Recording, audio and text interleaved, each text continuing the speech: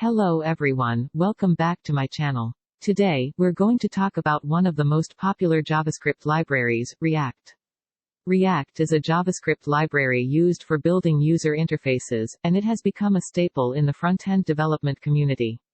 What is React? React is a JavaScript library that was developed by Facebook in 2011. It's used for building complex user interfaces by breaking them down into smaller, reusable components. React is known for its virtual DOM, which allows for efficient updates and rendering of components. Why use React? One of the main benefits of using React is its modularity. Components can be easily reused, making it easier to build and maintain large applications. Additionally, React is fast and efficient, thanks to its virtual DOM.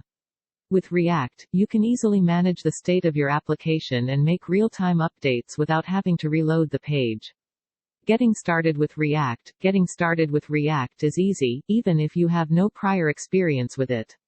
You can include React in your project using a CDN or by using a package manager like npm. You can also use Create React App, a command-line tool that helps you set up a new React project with a basic file structure and some default configurations.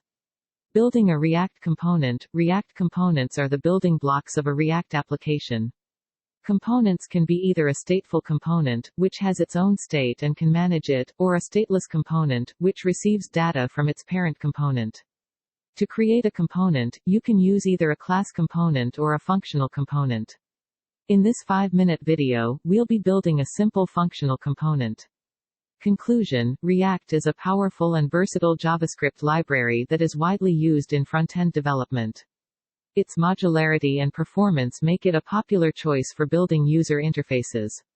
Whether you're new to React or have been using it for a while, I hope this video has given you a good introduction.